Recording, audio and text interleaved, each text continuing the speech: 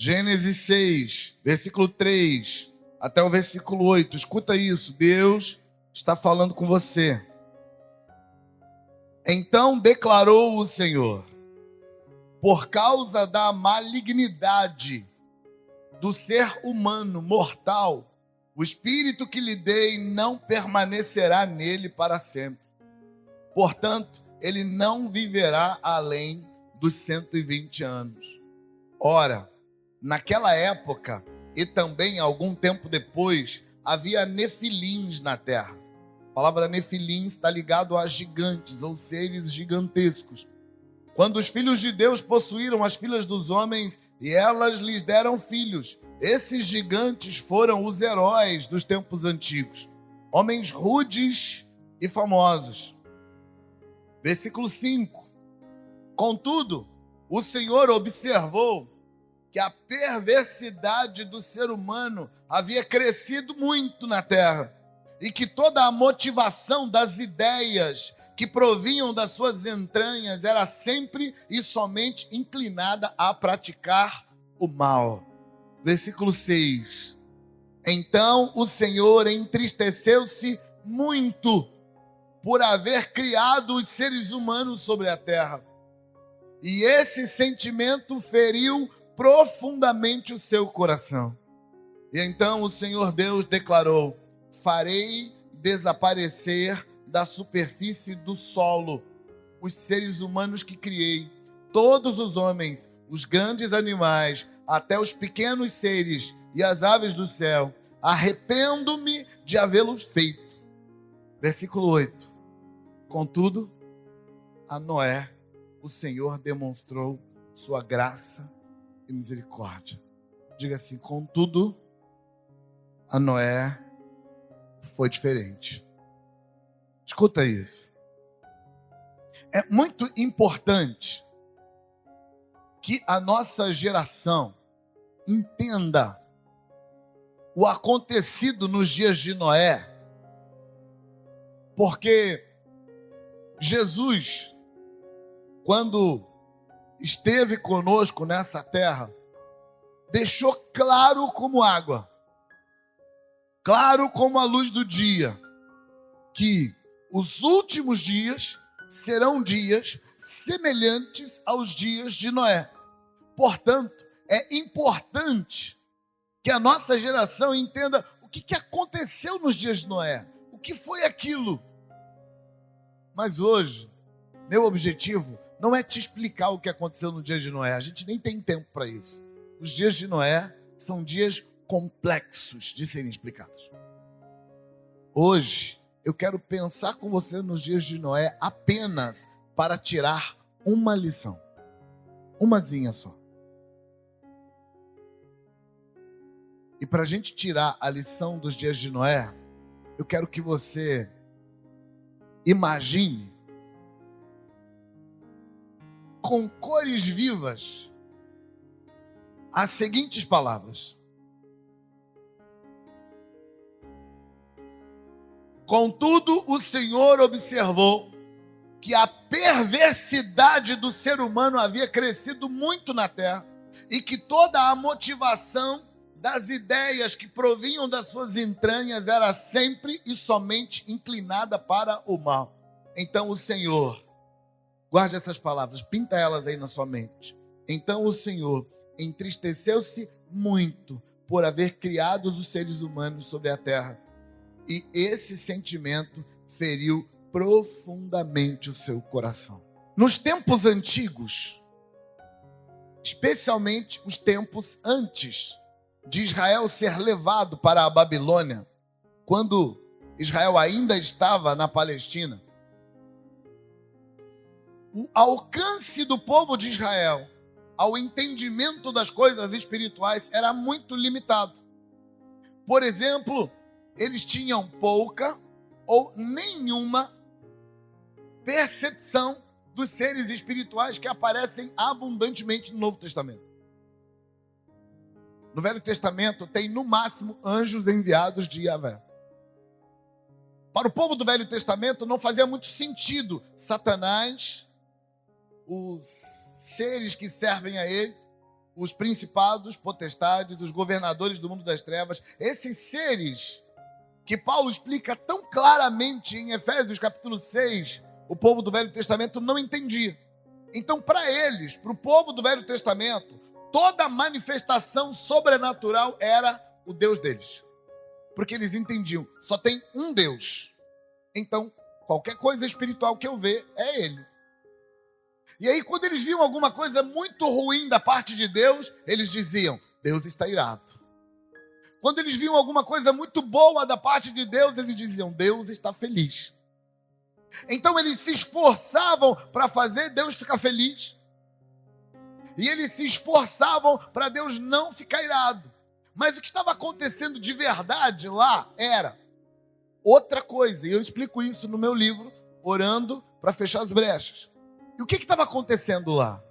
O que estava acontecendo lá era que quando eles viviam em perversidade, é o que o texto coloca.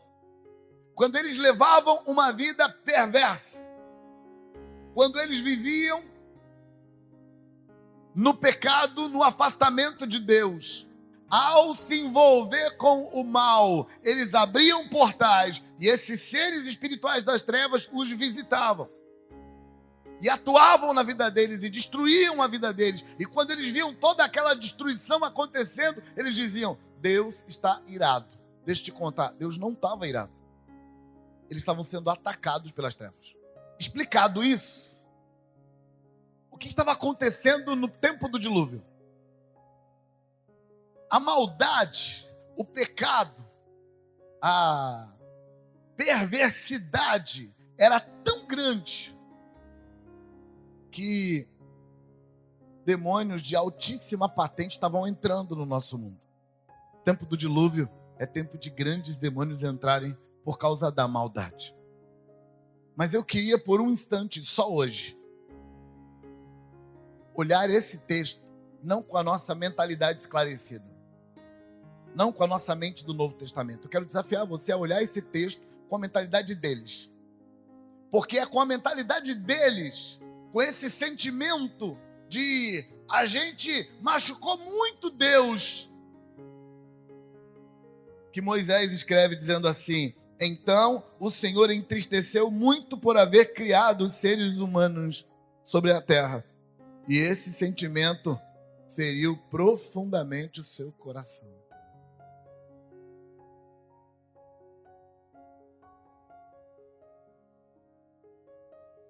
Sob o ponto de vista de Moisés, quando ele escreveu esse texto, porque para Moisés não estava muito claro que quando a gente peca, a gente abre a porta para os demônios nos atacarem. Moisés não entendia muito bem isso. Isso vai ficar claro a partir de Esdras. É Esdras que inaugura essa nova percepção do mundo espiritual. Esdras volta do exílio depois da Babilônia e ele reescreve muitas coisas. Por exemplo, o livro de Crônicas, 1º e 2º Crônicas, foi escrito por Esdras. E a percepção formatada a partir dessa volta do exílio vê o mundo espiritual funcionando. Mas Moisés não entendia isso ainda. Mas vamos pensar isso do ponto de vista de Moisés. Para Moisés, a dor era fenomenal. Porque a dor que Moisés sente é a dor de Deus se arrependeu de ter criado a gente. Essa é a sensação. E sim, isso é linguagem figurada, porque o nosso Deus, ele transcende. O nosso Deus está muito acima dessas coisas. Muito, muito, muito, muito, muito acima. Sabe, quando Tiago diz que o Espírito que em vós habita tem ciúmes, ele está falando de um princípio e usando o ciúme como símbolo. Ele está dizendo que assim como o ciúme não aceita dividir uma pessoa, o relacionamento no mundo espiritual com Deus só funciona se ele for seu único Deus. Deus, por uma questão de princípio, não te divide com outras divindades. Quando outro Deus entra na sua vida, o nosso Deus sai. Ele não divide espaço com outro. Ou ele vai ser seu Deus, ou ele não vai ser seu Deus. Porque ele é um Deus único. Assim como o ciúme é símbolo de um Deus que Não divide você essa sensação de tristeza absurda que Moisés coloca no texto, dizendo que Deus se arrependeu de ter criado o ser humano, Deus se arrependeu de ter criado gente, de ter botado gente no mundo, e por causa desse arrependimento, brotou uma tristeza profunda no coração dele.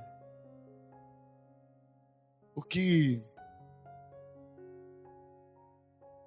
está por trás do texto é que o propósito de Deus para o homem não estava sendo cumprido, porque o homem estava andando na contramão. E qual o propósito de Deus para o homem? Relacionamento. Deus quer que o homem se relacione com ele. E em vez de se relacionar com ele, o homem estava cada vez mais perdido e cada vez mais se relacionando com as trevas. Pinta aí na sua mente esse quadro com cores vivas. Deus olhando, arrependido de todo o bem que ele fez. E por favor, entenda isso. Deus não se arrepende. O nosso Deus, ele é tão grande que essa palavra arrependimento não cabe para ele. Arrependimento cabe para alguém que não sabe o que vai acontecer amanhã. Nosso Deus transcende, ele está muito acima disso. Mas só por hoje, e só para você entender outra coisa que eu quero te mostrar logo na sequência. Deixa que essa ideia entre na sua cabeça. Deus olha para toda a humanidade, cruza os braços e entristece profundamente, dizendo: estou arrependido de ter criado esse povo. Porque depois de eu dar a vida para eles, depois de eu fazer todo o bem, depois de eu plantar um jardim, depois de eu colocar o meu DNA neles, depois de eu chamá-los de meus, depois de eu trazê-los do nada para a existência, eles só escolhem coisas para me magoar. Todas as escolhas dele é pro lado das trevas. Tudo que eles resolvem fazer é pro lado das trevas. Ninguém está fazendo nada de bom. Consegue capturar essa sensação? E Moisés pinta isso com palavras profundas, porque ele diz: isso feriu profundamente o coração de Deus. A ideia é de um senhor de escravos, bonzinho, que pega o filho de um escravo e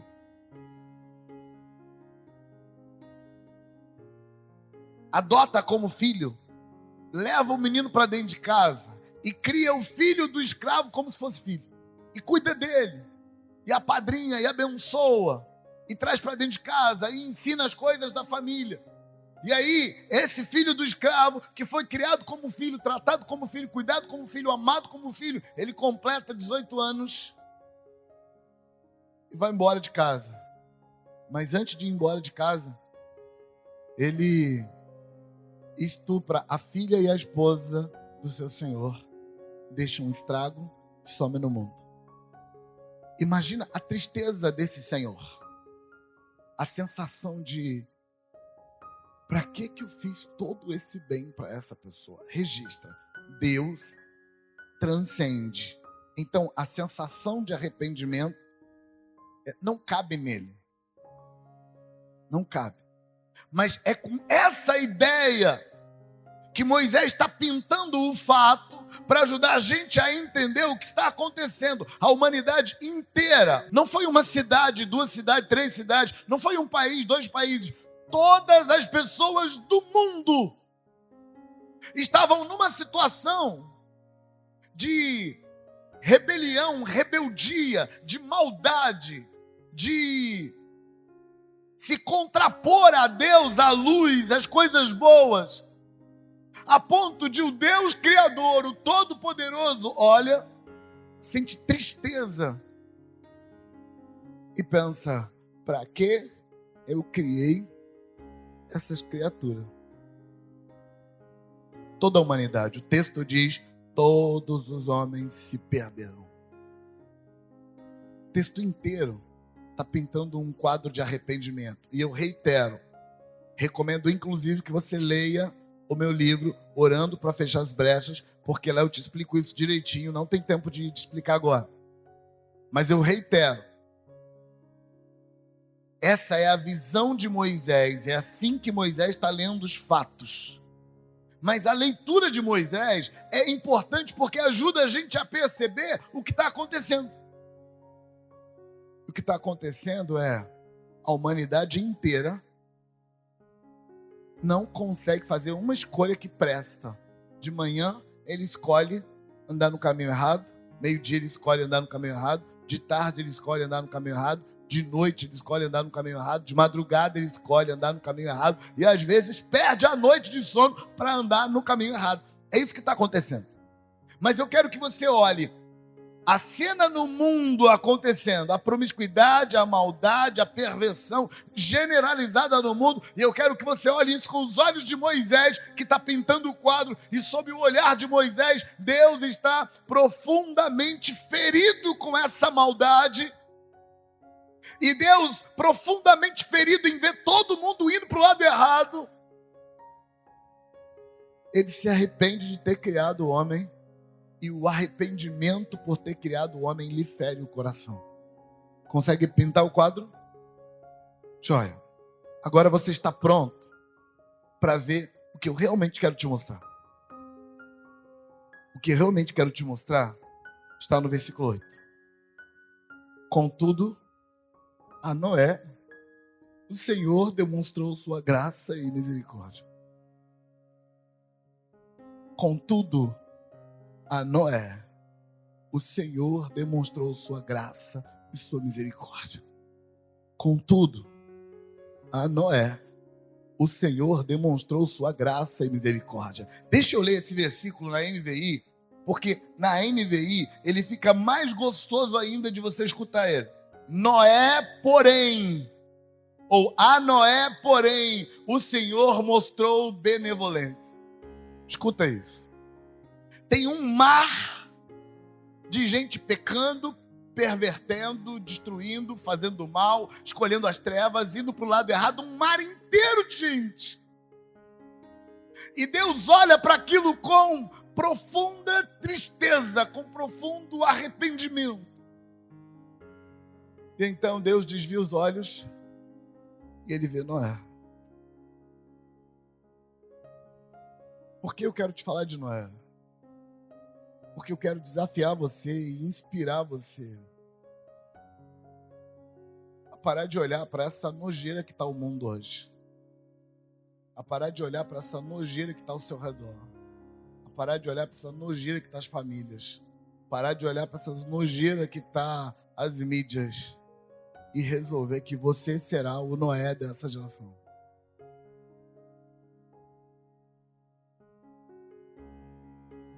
O profeta Ezequiel, num outro momento parecido com os dias de Noé, mas era outra história, o profeta Ezequiel olha para uma outra situação e ele fala uma fala de Deus muito parecida com essa aqui, esse quadro que Moisés pinta.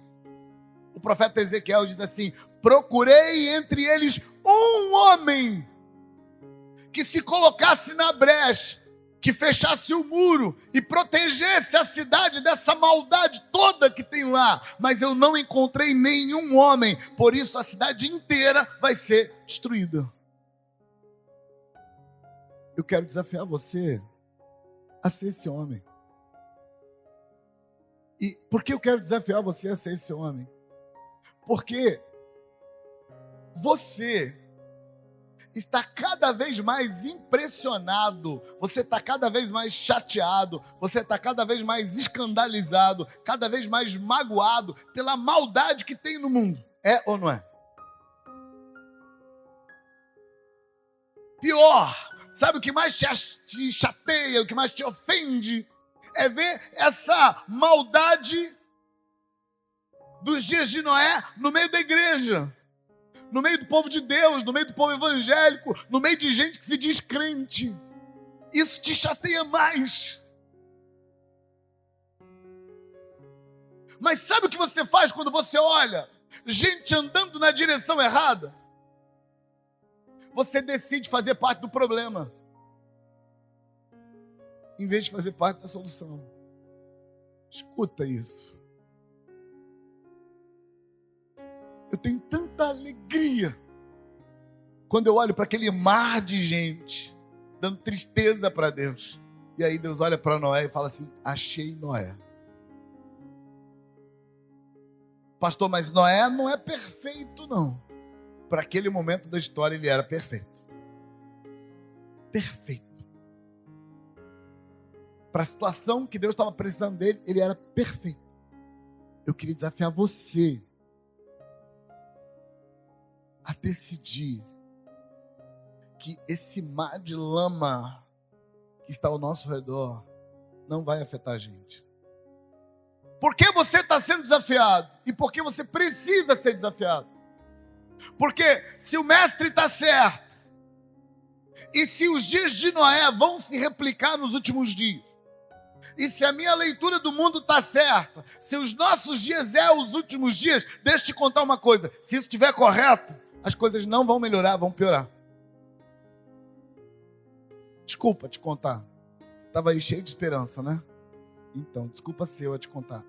Se a gente está vivendo os últimos dias, e se Jesus estava certo quando ele disse que os últimos dias vão ser igual aos dias de Noé, vai aparecer mais gente perversa. Vai aparecer mais gente comprometida com as trevas. Vai aparecer mais gente fingindo que é crente e fazendo besteira, destruindo a vida dos outros, fazendo mal para ele e para todo mundo ao redor. Vai aparecer. Por isso, mais do que nunca, a gente precisa de Noé. A gente precisa de gente que, em vez de olhar para o lamaçal ao redor, ele desce para o lamaçal para protestar. Registra que eu pisquei meu olho direito. Desce para o lamaçal para protestar, porque isso está errado, isso está errado, isso está errado, isso está lá fazendo a mesma coisa.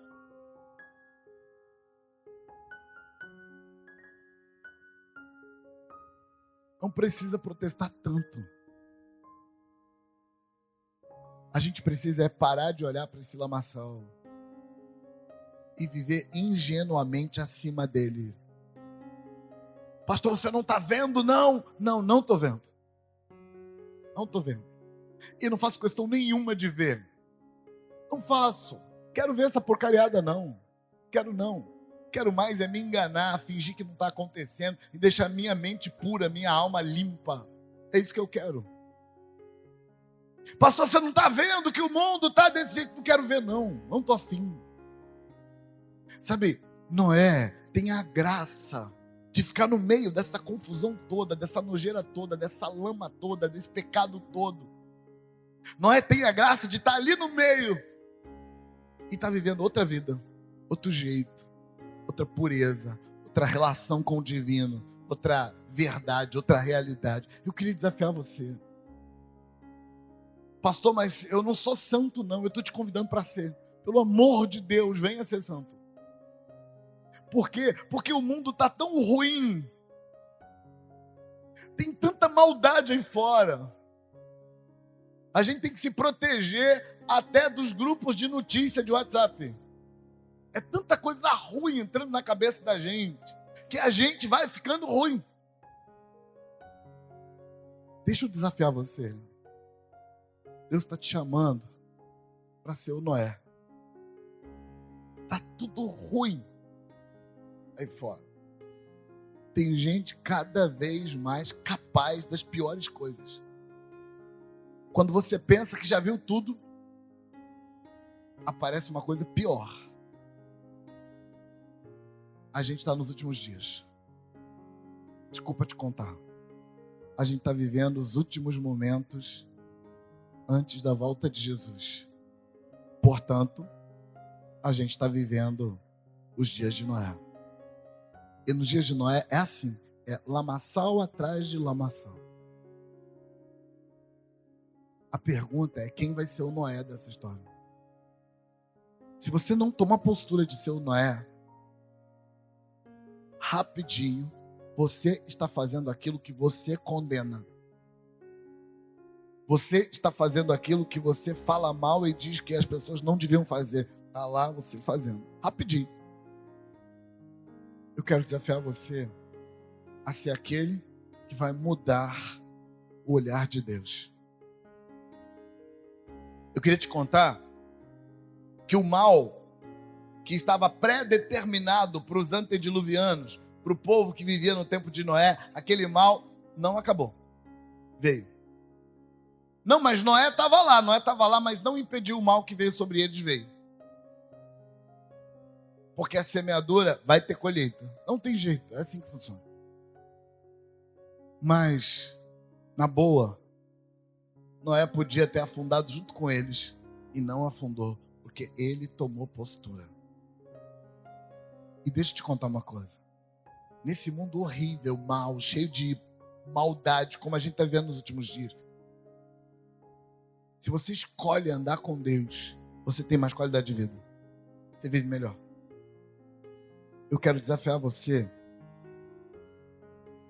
a você ser o Noé. Eu quero desafiar você a parar de sentir nojo do mundo e começar a se alegrar em Deus. Eu quero desafiar você a parar de sentir nojo de você mesmo e começar a se alegrar em Deus. Eu quero desafiar você a parar de olhar para isso tudo que vai ser destruído daqui a pouquinho e olhar para Deus. Sabe, no quadro pintado por Moisés, Deus está triste, arrependido, olhando para uma massa de gente perdida, e o coração de Deus está profundamente triste.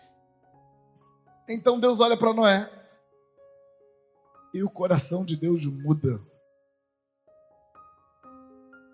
Porque Deus acha um digno. Deixa Deus achar você.